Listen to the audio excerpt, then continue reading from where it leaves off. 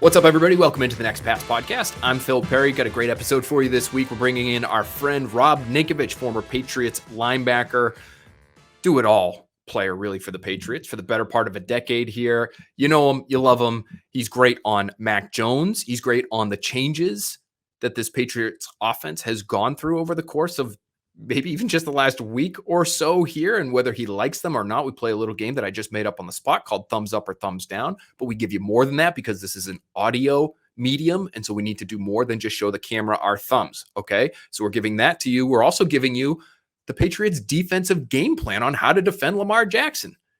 So maybe don't share it with your friends from Baltimore, but Rob Ninkovich has some thoughts there as well. Let's get right to our interview with Ninko. Here he is.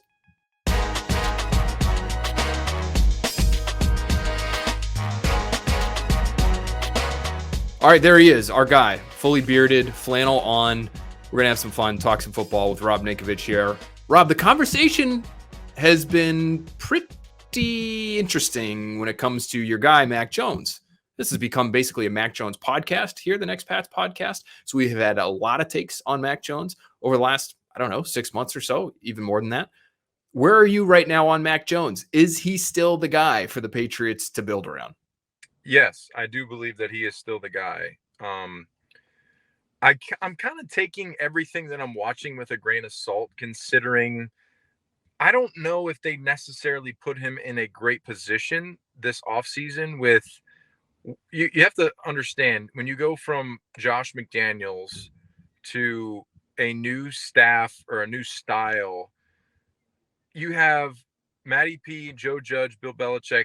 Those three guys are probably making their rounds, trying to implement an offensive system that's different, a new scheme, new terminology, new protections, all things that as a quarterback, you have to literally be on top of. You have to be on every single thing that's going on. You have to know what's coming. You got to know what's next.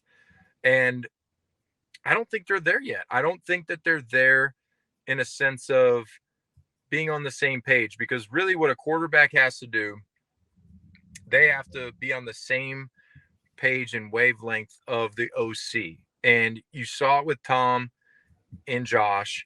You see it around the league with coordinators and their quarterbacks, but that takes time. You can't just do that like, boom, like we have chemistry. Like they're building that right now, getting comfortable with each other. And I really think that we have to give him a little bit of time.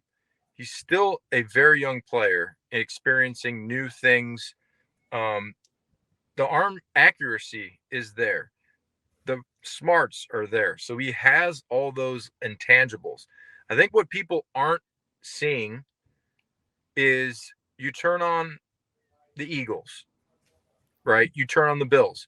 You turn on the Ravens. You turn on some of these quarterbacks that are so electric and dynamic with running and moving in the pocket and throwing a 75-yard laser beam that you get infatuated with that, and that's what you want, but it's not necessarily what you need in the moment. You have Mac Jones, a capable, smart quarterback who can put your team in the right position to win football games.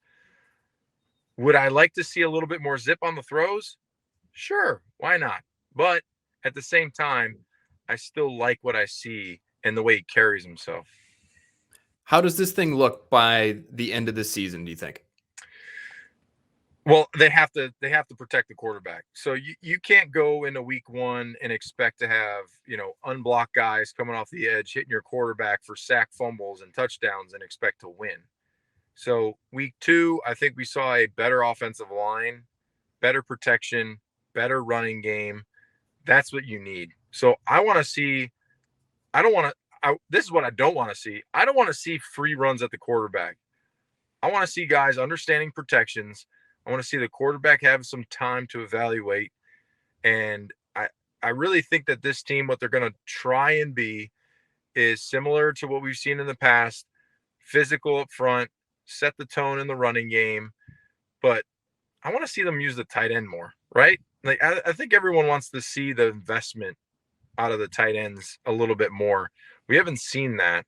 So I would hope that with that running game, you could use more of a play action pass with your play action pass, use those tight ends, use some of the receivers that you bring in, And I think they're on their way. They're going to have to show me something against the Ravens because we know that they score points. So can we score points to match those points? I want to do a quick thumbs up, thumbs down with you. And you can give us more than just a thumbs up or a thumbs down, but they have made some changes. I mean, you talk about how, this team has been a certain thing offensively for a long time now, but I think there are some changes happening here. We just talked to Mac Jones about RPOs, and we're going to play some sound from him a little bit later on the podcast here, but that's something that they've incorporated. Are you cool with the RPO? Thumbs up or thumbs down? With the RPO? Why is that? Why are you thumbs down on the RPO? Because I love playing RPO as an outside linebacker. The run pass option defensively, everyone can be on the same page. If you play a veteran defense or a good defense, it's really, really hard to run an RPO and be successful unless you have Lamar or you have a quarterback that's absolutely ridiculous. So if you're an average quarterback, so Kyler Murray, Lamar, Josh Allen, he's just big and physical. Those are the quarterbacks that you can take advantage of people and take advantage of defenses. Everyone else, it's pretty tough. Jalen Hurts, not really, because you don't want to see those guys. I mean, we just saw San Francisco try to do an RPO, and now their quarterback's gone for the year. So there's a lot of risk involved as well. But what if it's not the quarterback running? If this is just, okay, I either have inside zone if I hand it to the back, or I have a bubble screen on the outside if I feel like my numbers are better out there, and I'll just toss it out there and let those guys make a play. So I understand that. It's not the quarterback running. But to me, to run the RPO, when you have a quarterback that is more athletic, it gives you that ability to pull it, run, and throw. That's like the hardest part. You're running the ball with the running back. You pull it out with the quarterback. He has the option to run, or he has the option to throw, which is insane. That's like insane. But when it's just the run, okay, everyone run, do your assignment, stop the run. That's number one. Rally to the football. That's number two. So with that being said, I just call me old fashioned. I love playing that though, because you think about it, when we played, that was starting to come in with like the Lynch, the Seahawks, the RPO running that, the 49ers with Kaepernick, they were running a lot of that stuff. And I love playing that style of offense as a defender, outside defender, because they don't block you. You're unblocked. So anytime you're unblocked, I enjoy it. Making a decision. We'd have calls. So a freeze move would be, I'm going to try and act like I'm going to go get the ball carrier, the go get the dive, but I'm not. So I'm going to hope that the quarterback keeps it and either runs it or throws it, and I'm already going towards it. So like there's things you can do defensively to try and fool the quarterback. Are you thumbs up or thumbs down on 50-50 balls deep down the field? Because it seems like that's something they're really trying to incorporate. I'm thumbs down unless you have Randy Moss. They don't have Randy Moss. So you're thumbs down on two things that the Patriots have added. Are you also thumbs down on the, it looks like, erasure of 12 personnel? They didn't use it at all last week after using it a lot week one. Thumbs up or thumbs down on all 11 all the time?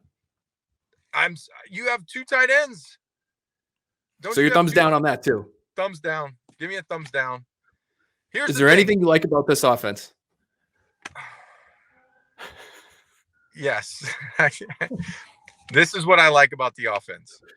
I think that the offense, I like the offensive line. I like Strange. I really think Strange is a good piece with David Andrews. And if you can get Trent Brown and you can get those guys on the outside motivated and ready to go and play play motivated, play pissed off. I think after week one, they got a little bit angry. So I like the front. I really like the front. I like the receiving core. I just want to see the tight ends do something. Because if I buy a $50 million house, you better believe it. I'm going to be in that sucker. I'm going to be swimming in the pool. I'm going to invite friends over. We're going to have drinks often. I haven't seen the return on the investment. Yes, you're there, Phil. Yes, of course. Last thing, because you have to get on a train. You're going to go down to ESPN. You're going to do great work there, as you always do. Yes. Stopping Lamar without blitzing So you have to keep him in the pocket. You have to make sure you pressure because he's not as good against pressure this year as he has been in a clean pocket, but you also can't pressure so much that you're opening up running lanes. How do you do it? So first and foremost, you have to make sure that you stop the run. So whatever they try to run the football, you can't have 3rd and 3 to 5. So hard to have that down in distance, expect to get pressure on the quarterback, and also lane integrity in the pass rush. So number one, you got to stop the run on early downs. Make them play from longer down and distances, which gives you a little bit more spacing in your pass rush. You can't run past the quarterback. If you're past the quarterback, you are wrong, dead wrong. So you have to stay in front of Lamar. If you run around the edge and you run past him, he's just going to step up and dip out. And then that puts your secondary at a really tough spot in a bind because those guys can't cover for 3 to 5 seconds. It's just impossible. So crush rush, use a bull rush. We have the pieces inside. They got some big guys inside that can really crush the pocket. Judon's going to have a big game. So Judon, for him to get a massive mega next contract, I need to see him ball out against these type of his old team. He knows these guys. Go out here, ball out on the left side, especially. Don't let Lamar step up and out to the right in the pocket, because then that's basically hanging your DBs out to dry. Crush from the left side, make them uncomfortable. I like it when they retreat out of the back of the pocket. That helps you. So don't let them step up, make them step back in the pocket. All right, there's the Patriots defensive game plan from Rob Ninkovich of ESPN, our good pal. He also does the Dan and Ninko podcast. If you're looking for some more Patriots content, check out that podcast as well. Robert, thanks so much for being with us, man. All right, Philip, I'll see you. Got to get this lovely train to Rat City, New York. Bye-bye. Get on your horse, baby. See ya.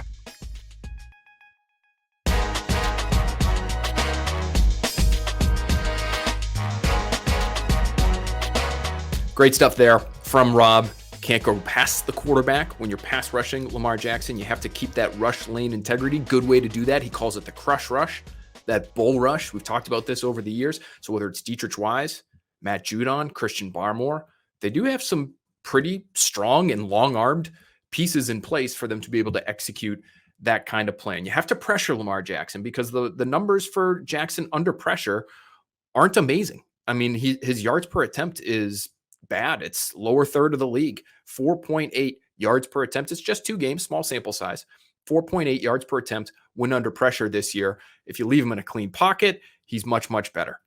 Do not blitz this guy though. Okay. 12.1 yards per attempt.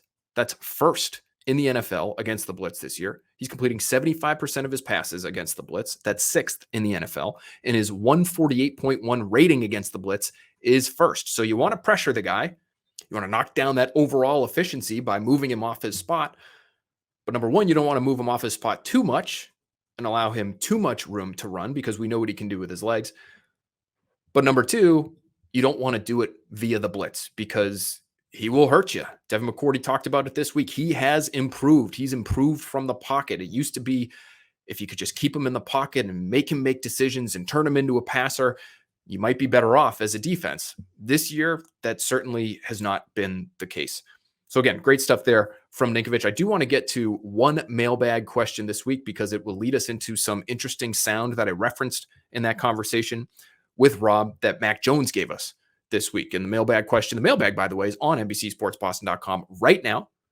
If you haven't read it, please go check that thing out. And the lead question is from Shoe. At Going Shoe. He says, what are the necessary building blocks for Mac to build confidence, whether it be coaching or on his own in the film room? Thanks. To me, this answer breaks down into 3 parts. The first thing you have to do is something that Ninkovich mentioned there. You have to keep him protected. That would be step number 1 to making him more confident in the pocket. After a rough week 1, they did that. He wasn't sacked. He was hit a handful of times, but he really only took 1 hard shot, which came on that interception where he targeted Devontae Parker down the middle of the field. So a game like that one in week 2 from the Patriots offensive line should make Mac Jones more confident. The second piece, put more of the offense in his hands. There were times in Miami when the Patriots ran into bad looks, just the straight numbers game. Dolphins had more defenders on the left side than the Patriots had on their offensive line in terms of blockers. linemen, tight ends, but they still ran it in that direction for some reason.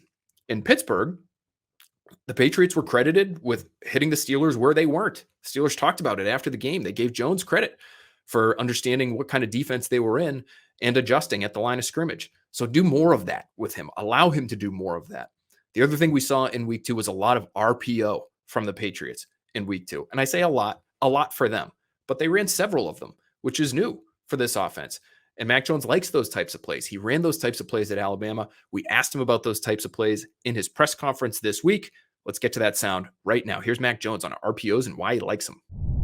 At Alabama, a little bit last week, you guys ran some RPOs. Yeah. Alabama's a big thing for you. How much do you like that play, and do you hope that there's more of them in the future for you guys here? Yeah, good job watching film. No, I think we did it a little bit, but I like those plays. I think every offense has some of them, some way or shape or form, and they're good plays, but got to be able to do a lot of things. Like I always say, there's the different types of plays: short, medium, long, play action, RPO, gadget. So there's different buckets you put them in, and we want to be able to do all of them. So yeah, I like RPOs. They're cool. Why do you like them? I think it puts stress on the defense. I definitely learned, like in college, just watching Coach Saban sometimes explode at practice. Just knowing like he's trying to tell somebody to do something, but his guy's running a route, but then it's also a run. Is it a pass? So there's a lot of cool gray area there from an offensive perspective, and I've always, obviously didn't run them in high school. I ran the wing tee, so they were new to me at Alabama, and I've seen teams run them on film, and some teams do it right, some teams do it in interesting ways. So you can't ever really tell if it's an RPO or play action or sometimes. So it's kind of an interesting play. Is that something that you were able to kind of bring to the table this offseason as you guys are getting ready for this year? Because it's just something we haven't really seen. I know Josh, I think, said last year, hey, we have the ability to do it. I don't know if you actually did it last year, but it seems new to this team. Is that something that you kind of emphasize in maybe your conversations with the coaches saying, hey, I'd like to maybe do a few of these? Yeah, I think definitely, other teams were doing them too around the league and having good production. So I think, like I said, every offense has their core plays, and you don't necessarily want your RPOs to be your core plays, which they're not. But it's always good to have that like extra flavor you can have in there. Like you said, it's a run, it's a pass. What is it? So I think they're always good, and we just got to keep growing from them and learn how to do them and continue to figure it out early on. That's kind of what early on in the season's for, is figuring out what we want to do, and then once we find out what really fits, and we'll use that throughout the year. Okay, so on a podcast where we're trying to figure out what's next for this New England Patriots franchise, I think it's pretty important to point out that RPO plan and how much of that they dip into moving forward. We've talked a lot about the run game, zone versus gap. They certainly did a lot of gap runs on Sunday, so it'll be interesting to see if they continue to do that moving forward against the Ravens. It certainly seems like that's a part of their identity that they can lean on. That's something that they're good at. They should do more of that. But if they can mix in the wide zone stuff, as they did at the very end of the Steelers game as well, good on them. The third part, though, to making Mac Jones more confident, I would say, is this, and this is where we'll end the podcast. Continue to involve Bill Belichick as much as possible on the offensive side. He was clearly very focused on that side of things Sunday. He had his back turned to the field with the defense going against Mitch Trubisky and company, which is very rare. And you could say, well, it's just Mitch Trubisky, and I would understand that line of reasoning. But we saw him do this in the reverse back in 2019, where there was a lot more on Gerard Mayo's shoulders, on Steve Belichick's shoulders. He would have his back turned to the field when the offense was on the field because he trusted Josh McDaniels to have that stuff handled. And he really wanted to help his new coaches on the defensive side with Brian Flores gone. And so there were times where he really wasn't paying attention to what was going on offensively. We saw that, only it was the defense. And so for Bill Belichick, defensive-minded guy, as we know, to not really be paying all that much attention to that side of the football, I think spoke volumes to just how important he knows he is to their success offensively. And I think the more you can give Mac Jones of Bill Belichick, the more comfortable and the more confident he will be. So another fascinating aspect of this team, of this offense to keep track of moving forward, in my opinion. Plenty to watch for in week 3. Hopefully you guys enjoyed the podcast this week. Thanks so much for listening. Make sure to rate, comment, subscribe, and also check us out on the Patriots Talk podcast, the Tom Curran's Patriots Talk podcast. We're coming at you as we do every Thursday with Matt Castle. That thing's going to be on TV as well. So you can double dip if you'd like. Listen and watch if you can't get enough of TC, MC, and me. Okay? Talk to you soon.